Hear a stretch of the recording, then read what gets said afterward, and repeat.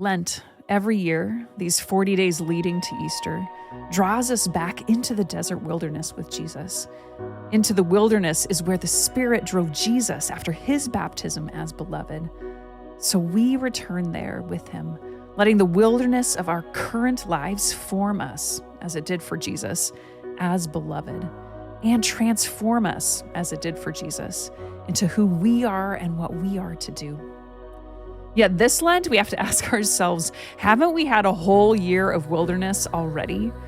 And yes, we have, which is why this Lent 2021 at Salt House, we let the wilderness of this year be with us by drawing us closer together so we can witness to each other's pain and grief we carry. And so our Lenten journey is called I Need a Witness. We all need a witness to be close enough to hear our pain. We will follow the lead of the Black church in America, how historically the Black church places such importance on the function of witness or testimony. Stories shared from the pulpit and also from the sofa or kitchen table. As someone shares their story of pain, there's the audible response of testify and can I get a witness? Here, this sharing and witnessing performs two functions. First, it affirms their pain, trials, or suffering as real and not imagined. Second, it affirms God's presence and grace as real and not imagined. And the sharing, then, the presence of pain and the presence of God, both are witnessed. To aid you in this journey, you can print off your own Lenten bingo card offering daily opportunities to ask, how am I showing up with others today? Which closes the distance between us and creates space to witness. It is this daily practice that will form us this Lent. And each Sunday will draw us closer to the cross and empty tomb as we explore first how we witness to our own pain, and then to witnessing to the pain of others, then finally that pain suffered by Christ for the world. We'll see how the pain is real and not imagined, and that God's grace and presence is real and not imagined too. So take a deep breath and let's witness in the wilderness together.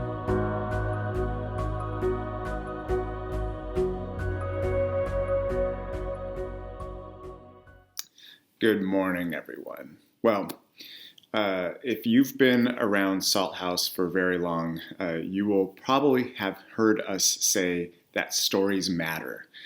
Because we like to say that when stories are shared, that distance between us gets smaller.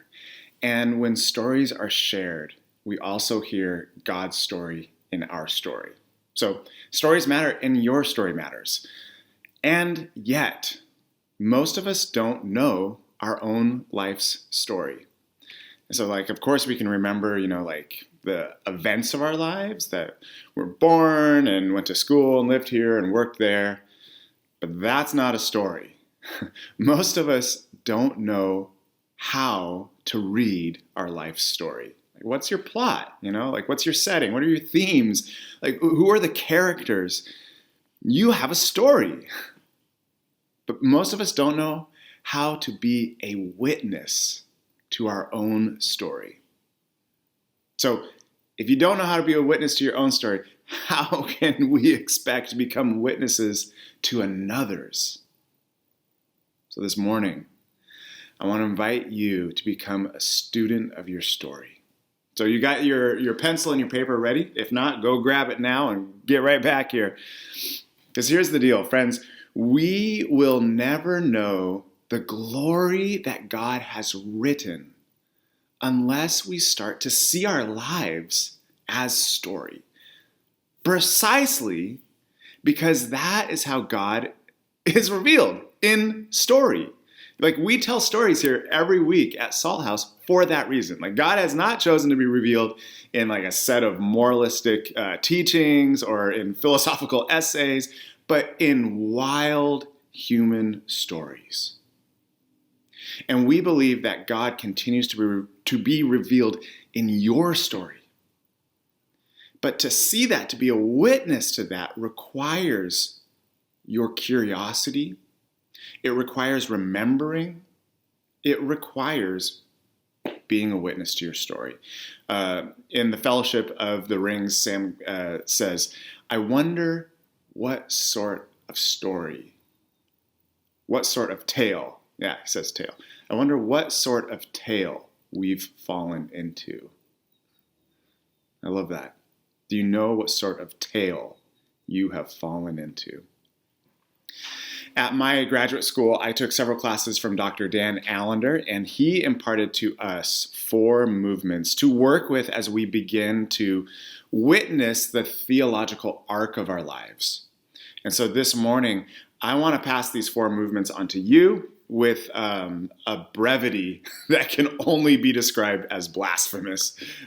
Apologies. But if it only serves to pique your curiosity, and you're able to write out 4 lines, 1 line for each of these movements, then we have made a marvelous start, friends. So is everyone ready? Are you ready? Here we go. The first movement is shalom. To the uninitiated, baby carriers are terribly complicated, but I looked at Bonnie with a sense of accomplishment. My hands forming a posture of ta-da, as I turned to show her just how easy it was to put our baby boy in the contraption strapped around my torso. Good thing he's flexible, she said. You have him in backwards. And we laughed with the kind of warm embarrassment that endears you to one another rather than requires a rock to climb under. It was our first time doing this. We were new parents, and everything was an adventure. Even though we were only getting a couple hours of sleep at a time, we were up for it. We didn't want to be the kind of parents whose lives just stopped the moment we had kids. We would still do things that we loved. We would just bring the baby along. Granted, we had to bring a lot more stuff with us on our excursions, and it took us a lot longer to get out the door. In fact, we had wanted to be at the trailhead by 9, and it was already noon. Maybe the 6-mile round-trip hike would be too much for us, especially with nap time steadily approaching. Aha! But then I saw on the map a second parking lot, which would cut the climb up to the lookout in half. Perfect. I was a hero. We could do it all. We could be parents, be hikers, and be back by 3. So what I'm trying to convey in this part of the story is a sense of peace. And it's more than just, peace. It's shalom, right? Bonnie and I are together, and there might be some challenges, but they're playful, they're lovely challenges, and there's a sense of goodness. There's a sense of rightness that characterizes the moment. And good stories start here in shalom. So listen to the shalom in the story of Genesis 2.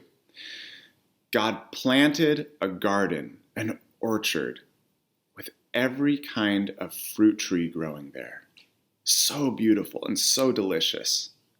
And God gave it to the earthling to work and care for it. There, man and woman lived together, naked and unashamed. Wow. Can you hear the innocence in it, right? Everything is working together. Everything is in its right place. It is deeply good, very good.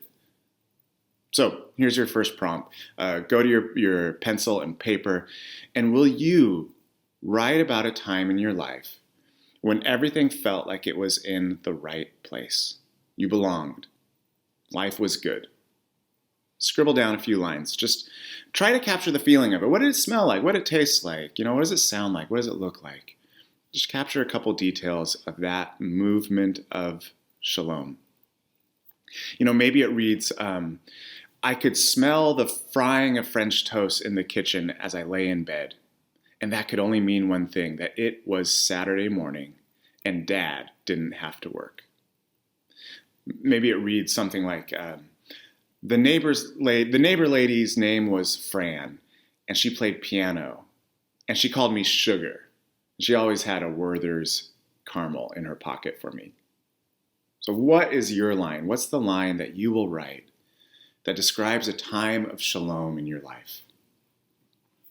I think that the hard thing for all of us who have experienced the shattering of that innocence is that when we hear these stories of shalom, when we retell these stories of shalom, like we usually interpret it as a setup. We suspect that tragedy is looming around the corner, because we've been tainted by the harshness that all good things come to an end. So, even as I tell you this story about how Bonnie and I were new parents, bravely exploring the world with our new baby, you already know that when we catch a break and we find a parking lot closer to the summit of the hike, you can already hear the music, and the music is starting to get a little bit eerie.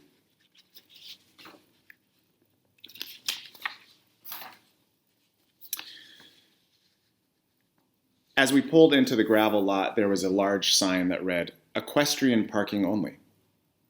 I looked across the giant lot, and out of the 50-odd parking spots, there was only one truck and trailer in the entire parking lot. And so what would it hurt to just take one spot? Besides, we had a baby. It was practically like having a horse. "It's totally okay," I told Bonnie, in a way that could only be interpreted as to say, "I park in equestrian parking lots all the time. There's no need to worry." I got baby Moses strapped on me, the correct way this time, and we were off. About a half-mile up the trail, we crossed paths with the owner of the truck and trailer, two middle-aged women, one riding a speckled white horse, the other riding a tired brown horse. And at the sight of them, I got a short burst of adrenaline, like when you're being followed by a police officer, and in a moment of anxiety, you can't recall, was I speeding? Did I come to a full stop? I blurted out, "Howdy!" It seemed like the appropriate greeting for someone riding a horse. "Hi," they said back. "The view is amazing up there." "Oh, not too much farther," I said, glancing down at Moses as if to say, because of the kid. "Oh no, a mile tops," she said. And then noticed, "Oh, a baby. Well, that's an itty bitty. He's 2 months old," I said. "Well, thanks. See ya." When they were out of earshot, Bonnie said, "They sure were friendly." And I agreed. You see it? It's hard for us hardened adults to trust shalom.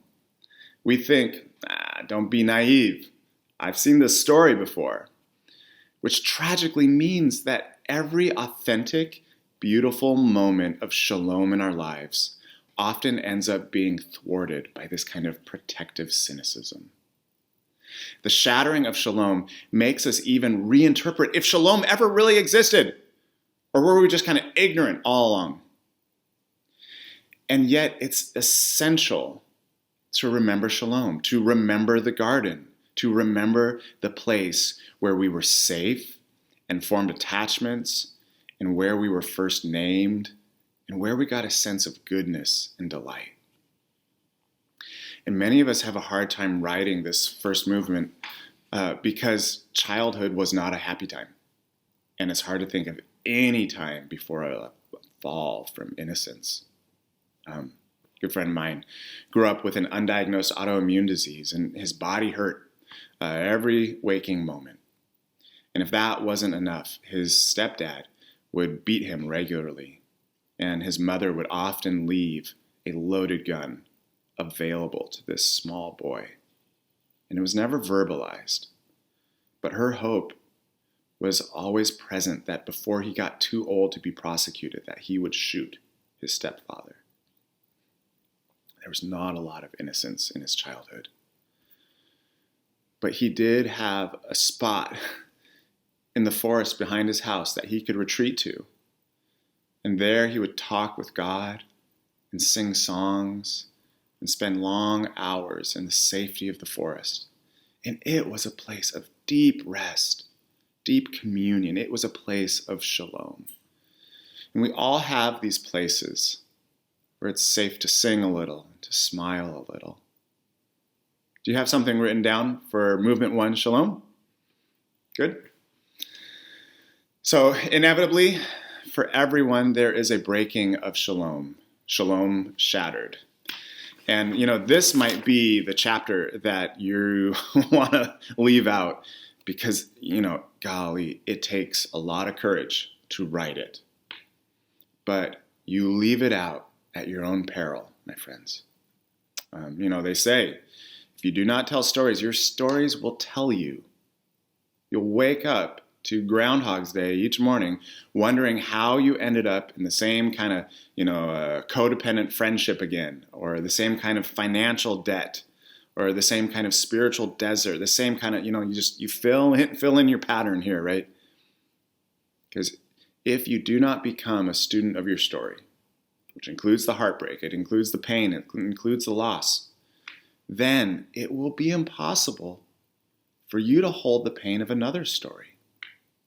Instead, you will feel this overwhelming urge to give advice, to fix, or diminish another's pain when they tell it to you, when they tell you their story. You'll say, well, at least.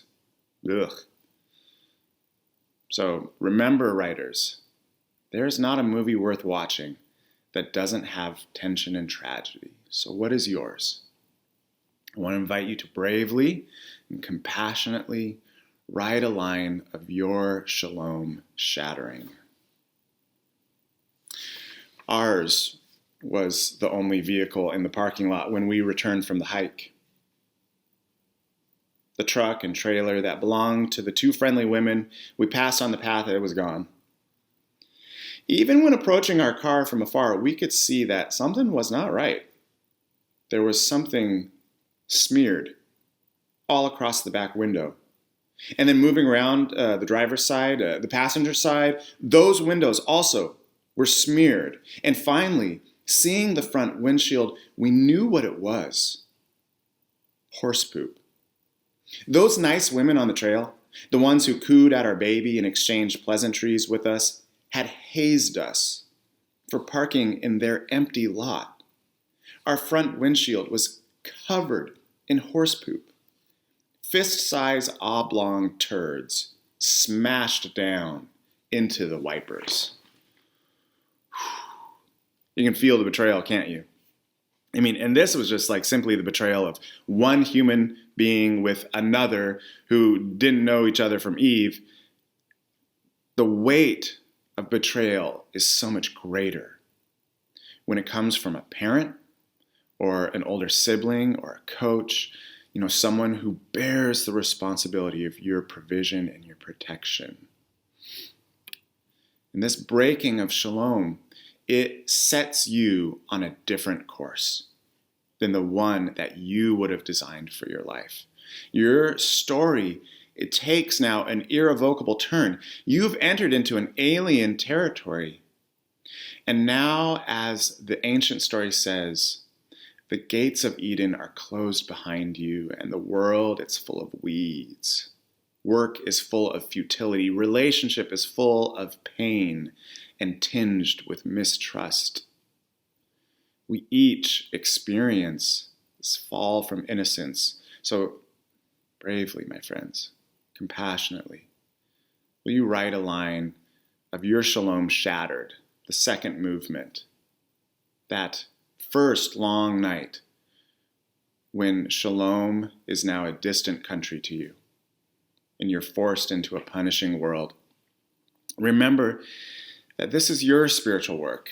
No one needs to read this. You can be as honest as you know how.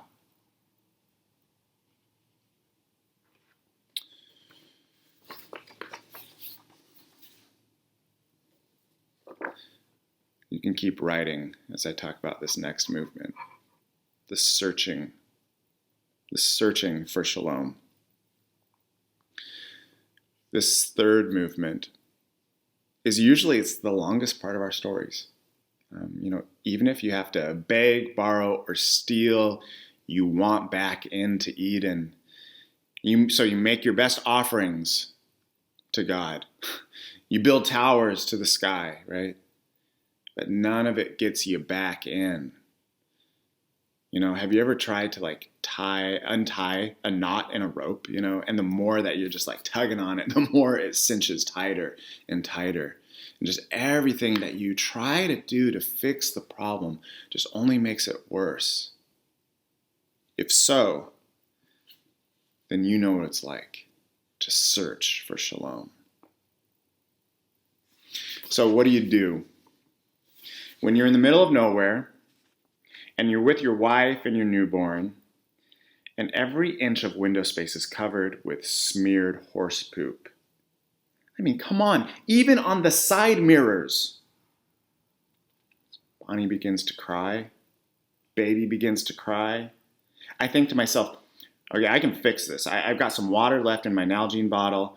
I got an old shirt in the trunk. I can fix this. I begin wiping the windows with the shirt and the water. Every wipe just seems to smear the horse poop around even more. And now I've got horse feces all over my hands. And Bonnie's starting to panic. Just hold on, I snap at her. I look around. The only other thing in the parking lot is a porta potty. I go in to look for some hand sanitizer, but it's empty. God, what am I supposed to do? There's just absolutely no visibility through the windows. It would be hazardous, absolutely reckless to drive. I'm at a complete loss. Why is this happening? I hate horses. I hate those smiling, lying-faced horse people. I hate hikes. Sweating and stinking and on the verge of tears, I slump down in the honey bucket, not knowing what to do next. Most of our story is spent here in this kind of searching place, trying to regain, trying to create, trying to outwit, overpower, to get back into Eden. I mean, most of what we, do in search for shalom, it just looks like living from day to day. It just looks like living, right? We don't see the arc of our plot.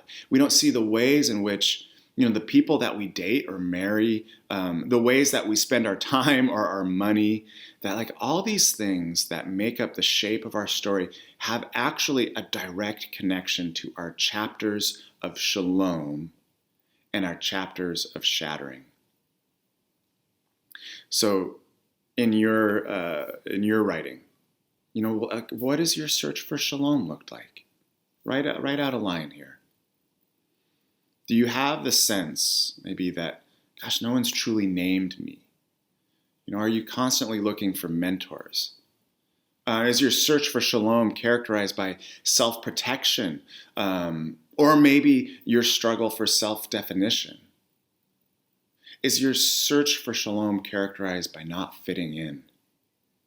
Does feeling alone, without a friend, seem to be a theme? Do you bear the shame of not being chosen?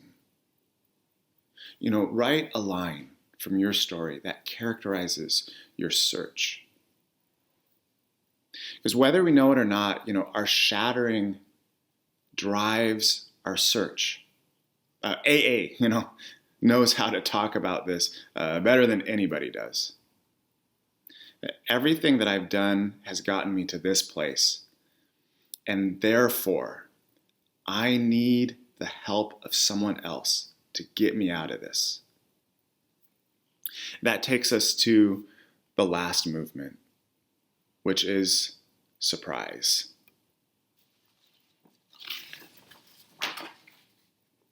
Sitting in a porta potty, crying out to God, stinking and sweating, I'm past the end of my rope. And I hear the faint rumble of a truck. I swing open the door. Coming down the road is a honey bucket service truck. I step out into the daylight. I just give this kind of stupefied chuckle. I see on board of the truck is 100-gallon water tank and a hose and brushes. And even though he parks next to us, I wildly fling my arms as if we're stranded on a desert island. And the driver rolls down his window and he says to us, "Are those horse people pooping on cars again?" We laugh. And we laugh because we're saved. We laugh because we couldn't have imagined how and yet we're saved. And at its heart, salvation is absurdly hilarious. We laugh and we take a deep breath because we can rest easy. We have entered into not the old shalom, but a new shalom. This French word for this movement of surprise is denouement, which means a loosening of the knot, a loosening of the tension. It doesn't mean that all those loose ends get tied up. And we still felt the betrayal, and I still felt like a fool for parking in the lot, but the tension was loosened. We could breathe again. We couldn't make sense of the tragedy, but some kind of meaning was restored. In addition to that, like almost all good stories end in some kind of feasting, some kind of like just sensual delight. The father kills the fatted calf, the king calls a banquet. In our case, we got drive-through Frosties at Wendy's after a car wash. But all good stories end with feasting, with reunion, people being reunited. And there is a rest. There is a new shalom that we could not have imagined or created for ourselves. And that is why it is nothing short of the grace of God. The celebration of Easter is that movement. The celebration of Passover, the Exodus, is that movement. The celebration of Sabbath is that movement. Because it gives us, a taste of the greater story that we're a part of, a taste of a future shalom, the great banquet of God. So friends, have you been surprised in your story? It might be something as simple as, this conversation was different because in this conversation, I felt truly seen and heard. That's a surprise. Write out a line for the last movement, the surprise. Now, remember, it might not seem right now like your movements, all four of those, when sitting next to each other, have anything to do with each other. That's okay. Sit with it for a little while. Become a student of your story. But just get one line down for each movement. Get one line for shalom, one line for shattering, one line for searching, one line for surprise. Because Salt House, we need a witness, both to the pain and to the holy presence in our stories. And so maybe this little writing exercise gave you just a glimpse, or maybe it just sparked enough curiosity to dare to believe that God might actually be in your story, just waiting, just wanting to be revealed. Because stories matter, my friends. Stories matter, Salt House. Your story matters. And it's time to get to writing. Amen? Amen.